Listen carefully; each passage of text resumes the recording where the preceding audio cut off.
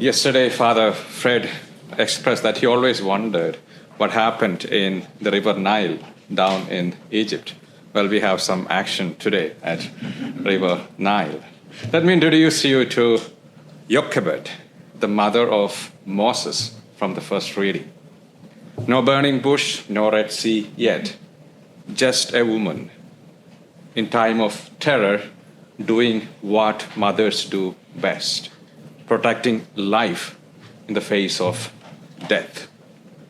Pharaoh, in all his regal might, had issued a royal decree.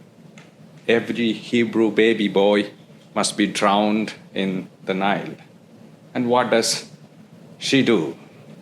She looks at her newborn son, sees something special in him. And let's be honest, what mother doesn't think her child is special? But Jochebed's faith isn't just sentimental, it is strategic. She hides him for 3 months. I wonder whether she covered his mouth when he cried.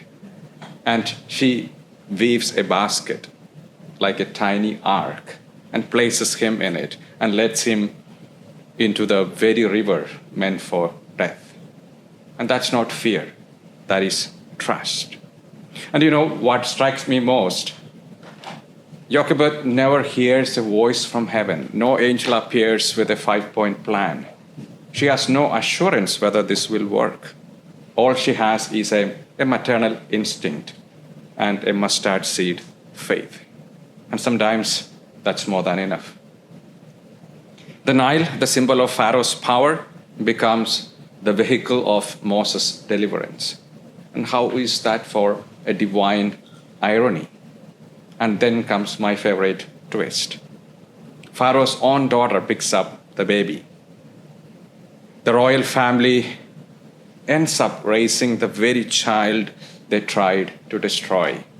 And the cherry on top, Miriam, Moses' sister, steps in and says, "Shall I find someone to nurse the baby?" And Pharaoh's daughter replies, "Yes." So Jochebed gets paid by the palace to raise her own son. You see what God is doing here. It's not thunder and lightning.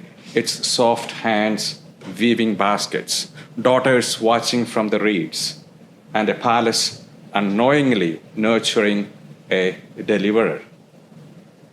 And just when you think, and this is in ancient history, let me take you to another woman centuries later during one of humanity's darkest times. During the World War II, in Nazi-occupied Poland, a young Catholic nurse and social worker named Irina Sendler did something uncannily similar to Jochebed. While the Nazis herded Jews into the Warsaw Ghetto and children were marked for extermination, Irina used her position to smuggle over 2,500 Jewish children out of danger. She didn't have power or armies or weapons, only courage, trust, a toolbox, and a deep sense of justice. Some children were hidden in suitcases, some in ambulance stretchers, some through underground tunnels. Like Jochebed, she entrusted them into the arms of strangers, hoping the current of history wouldn't swallow them. And she recorded each child's real name and family and buried those slips of paper in glass jars under a tree, hoping that one day, after the war, they could be reunited with their family. Irina was caught, beaten, sentenced to death, but she never revealed a single name. But somehow she survived, and many of the children she saved grew up to live meaningful lives. Scientists, artists, educators, and more.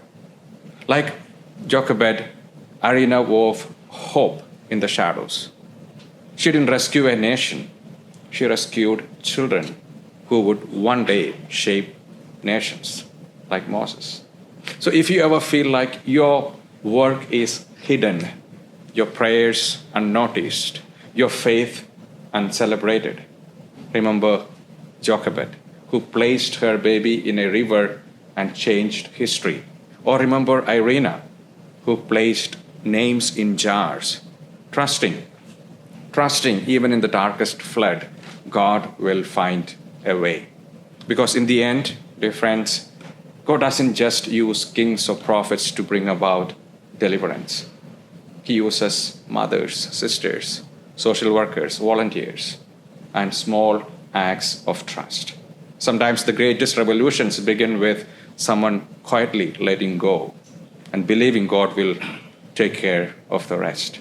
Because even in a tiny basket, that can carry a nation's future.